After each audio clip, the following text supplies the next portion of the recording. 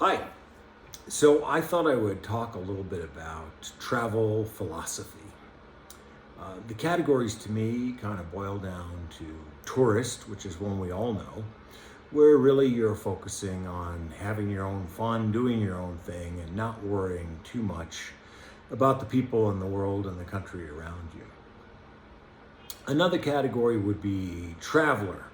And this one you hear people say, oh, I'm a traveler, and I'd say one of their favorite things to say is things like, well, you shouldn't move around too much when you're traveling, because if you don't stay in one place, you won't really understand it. Unfortunately, that usually means like you take your 2-week vacation in one place and you still don't really understand things. But the concept I wanted to share in terms of being a traveler is one of guest. When you contemplate being a guest, staying at a friend's house, visiting or a dinner party, you have some obligations. There's expectations about your manners, and you have to stick to them if you want to make a good impression. And this is a philosophy I kind of picked up in the Philippines, because sometimes people will refer to you as being a guest when you're a foreigner in their country. One of the things that's both exciting and sometimes discomforting about traveling is people do a lot of things differently, from the mundane to very important social actions. You can embarrass yourself without knowing it. You can embarrass your hosts or your friends in this country, committing faux pas that you weren't even aware of and you didn't know existed. I see some people travel and they issue endless rants about why people do things differently in the country they're visiting. It's easy for all of us, and I want to say, before I sound too arrogant here, that all these travel categories and all these mistakes, I'm talking about them because I've made them all, and lots of them many times. So we all have our own frame of reference from our upbringing in our own country as to what's right and wrong and how things are to be done. Now, when you go to another country, of course, their circumstances are different from their upbringing, religions, other traditions and conventions, the experiences the country's had as a whole, the history of divisions and issues in society. And they've generally all fabricated their own structures to address these situations. And I'll try and give a few examples in a bit. And when you delve into them and try and understand why things are different, not just whether you think it's right or wrong, but why it's different, as you get to know a culture and a society and its people, you'll understand that these value systems they have in place that dictate their behaviors make a great deal of sense coming from their culture, which of course you don't, so you don't understand, and it requires really a lot of effort. When you interact with people in other countries, you can stumble around. And I want to give some examples, for instance, from the Philippines, where I lived for about 8 years. When I was working there and doing business, there were business protocols in place that I was unfamiliar with, and I blundered around with for first few times I encountered them. For instance, everyone called me sir. Now that's very formal coming from the US, particularly California. So immediately trying to be friendly, I would say, oh, please don't call me sir, just call me Pierre. And the response always was, yes, sir, Pierre. So that was the first one. Everyone was gonna call me sir. That's their manners, I'm gonna go with it. I'll give another example. Going into a business meeting with a mixed group of people, when there was a door to be opened for the conference room or it was time to get on an elevator, in the US, my business protocol training was that irregardless of age or rank, it was ladies first. And it was my job to hold an elevator door. It was my job to open a conference room door. In the Philippines, the protocol is that the youngest women hold doors and open doors. So now, of course, if this woman is trying to open a door for me and I'm lunging forward, also trying to grab the door, that creates an uncomfortable situation. So I had to learn quickly back off and adopt the rules of the local culture. And that made life a lot easier, both for me and for my Filipino counterparts. Because one of the things I came to realize about protocol and manners in everyday society, business world, at lunch, social issues, whatever, is that it's important that you allow people to display their respect towards you and their good upbringing by demonstrating that they know these manners and they will execute them when they encounter you. It's a way of someone showing that they were well brought up. So life gets a lot easier when you're traveling if you can quickly decode these manners, some of which you can learn by reading things on the internet, others which you'll have to learn by just being in the country and eventually gaining the trust of your friends you make there so that they can explain these things to you. Your interactions will be much easier. And you may be uncomfortable visiting another country as a foreigner, but remember, a lot of the people there also will feel uncomfortable because you are a foreigner and they have to interact with you. This can have to do with language skills as well as things like customs. One of the biggest challenges for me in Asia was learning that people don't say no. The typical example I like to give is if you sit down in a restaurant and you decide you would like to have a glass of pineapple juice with lunch, in many places in Asia, if you say, I would like some pineapple juice, and the restaurant is out of pineapple juice, they will not tell you no. They will say something like, well, sir, wouldn't you like to try the mango juice instead? Or, sir, pineapple juice, that will take a long time. The translation is, we don't have any, but I'm not going to tell you because then I lose face disappointing you, and then you're disappointed and you lose face. So whenever you are in Asia, for instance, and you get a roundabout answer to a question, it's very simple. You don't need to follow that roundabout explanation, whatever it may be. It simply means that the answer is no, but they don't say no. But it's not like in the US where you're sitting at a diner and you say, give me a glass of orange juice, and they say, sorry, we're out of orange juice today. And then you just move on. So you could spend a lot of time floundering around if you don't follow these cultural cues and decode this stuff. And I'll give you a reverse example. So when I was in the Philippines, of course, you practice saying ma'am and sir and please and excuse me, and you speak in a much more subtle, polite manner. And when I would come back after a couple of years in the Philippines to the US, I had to decide whether I would retain my American English when I was in America and be quick and to the point, or whether I would stick with good afternoon, ma'am, sir, excuse me, ma'am, could I have some? Do you have any? It was funny because I decided I'll just keep my Philippines language practices because I'm just visiting the US and I'll be back to the Philippines soon, and I don't want to have to switch my brain on and off with these practices. And on several occasions I had people in the US say, oh, sir, you're so polite, you're so nice how you speak. And I didn't say, well, that's because I've been deprogrammed as a rude American, too direct, and gone to polite, careful Filipino language. I'll give you another example of cross-cultural communication. When I was in Vietnam, for instance. In Vietnam, in my experience, when you saw or interacted with Vietnamese people, because it's a newer country for tourism, there's less comfort again with you as a foreigner because they're worried about things like, well, he's going to speak to me and I don't speak English and I won't know what to do and I'm super uncomfortable. So you would get a lot of what I would refer to as the stone face. And it's easy to look at those people and think, well, they don't look very friendly. Well, that's because they're afraid that you're going to talk to them. They'll be on the spot, the whole loss of face thing again, and they won't know what to do with you.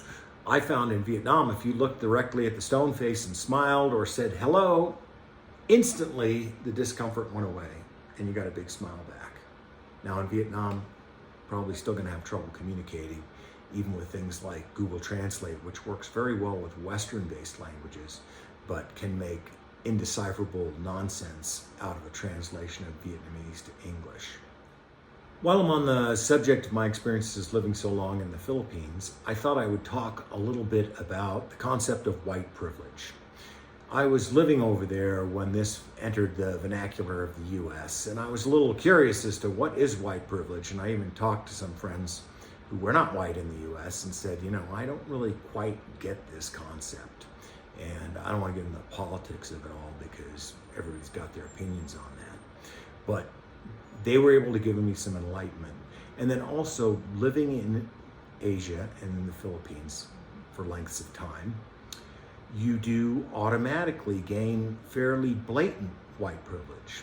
A couple examples I'll give is being at the airport in Manila, and because that airport's overcrowded and overused, they don't let anybody that's not on a plane in a terminal. You're just not getting in. In fact, you have a ticket check and baggage scanning on the sidewalk after the car drops you off.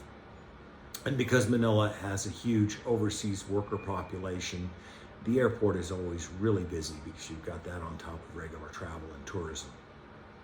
And I recall once arriving there and the line to get into the terminal was just horrendous.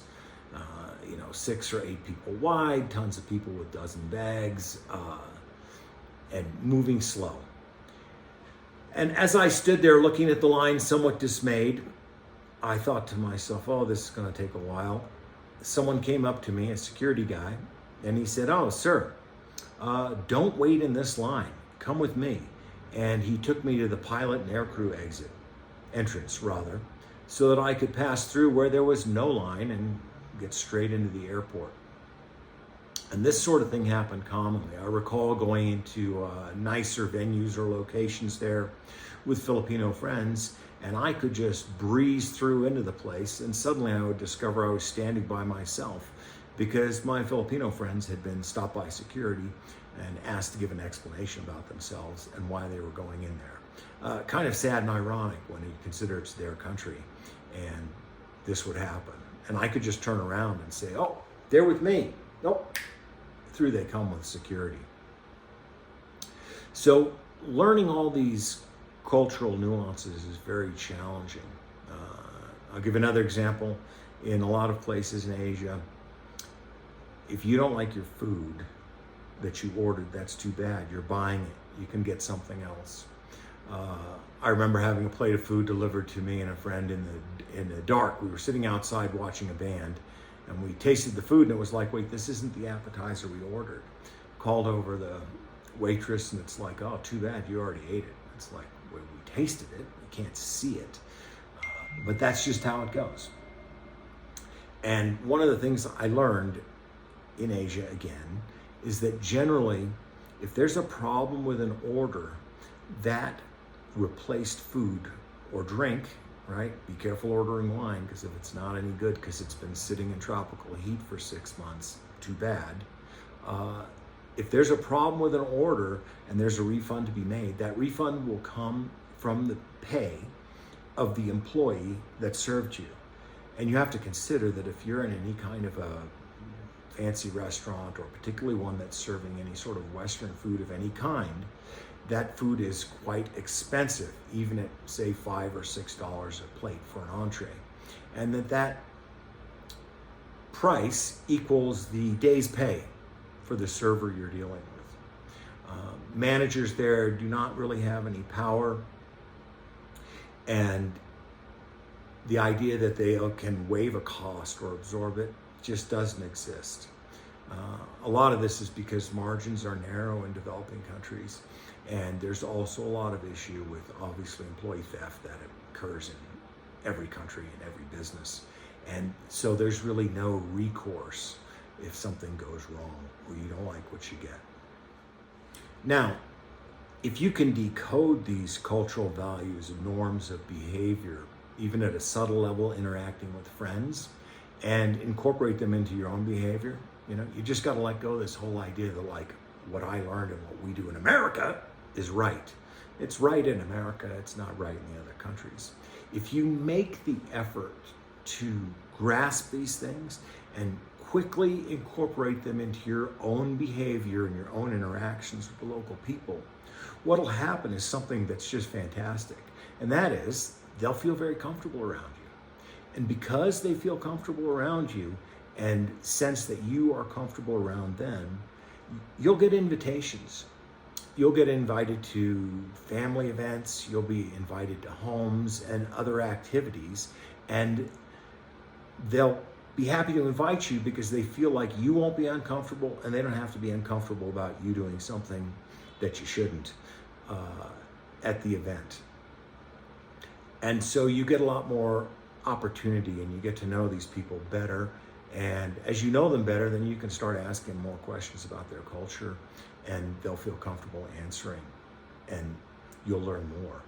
It also means that they won't feel obligated, say, if they're having an event, that they better have some other foreigners there because you can't manage to be the only foreigner there and maybe not have fun and be uncomfortable. So it's really worth the effort to try and decipher some of these cultural norms and conventions. And when I talk about being invited to an event like that or visiting people's homes, here's something important to know. In a lot of places in Asia, don't bring anything. Now, if we're in the US and you invite me to dinner at your home or your family's event, I will not show up empty-handed, right? A bottle of wine or some dessert, or I'll ask you, what can I bring? What can I contribute? That's an American norm, right? To allow the guests to contribute and for the guests to show their appreciation of the invitation by bringing something. In some cultures, bringing something can be construed as an insult. When people want to extend you hospitality, there's a certain pride they have that they can manage this event and provide everything needed, including way too much food for you to eat. And the connotation of you bringing something is an implication that they can't afford to properly entertain. So you should be careful with that if you're invited, is to find out, should you bring something? Should you not? Now, if you really want to bring something, a great way around this is to bring a little something for the people's kids. If they've got kids, bring them a little candy or chocolate or a little toy or something like that, because that always goes over really well. So I hope I've managed to express some of this and the importance of decoding other societies. I found it really challenging. I mean, it must have taken me 6 months before I really started to get a grasp in the Philippines on how to manage the cultural communication. You'll know you're doing well when you get some backhanded compliment like this. One of which was someone saying to me very sincerely, and it was clearly a compliment, that, you know, Pierre, you're not like other Americans. So that puts you on the right track. I also had a Filipino friend told me, well, you're going to come to this event, but you know, you're going to be the only white person there, and we're inviting you because you're kind of brown, which meant that I had adjusted well to the culture. Anyway, I hope you enjoyed this, and I'm sitting here in my lovely little apartment in Mexico City. It's a cold day out there. Gee, I thought I was going to be in Mexico, it'd be warm. It can't even be 60 degrees right now. I got the heater on in the background. And I was kind of tired after really pounding the pavement, visiting castles and museums and here and there, and demanding overnight flight to get here in the first place, and the usual scramble before you take a trip. So I thought I'd give this a try and see if people enjoyed it. Bye now.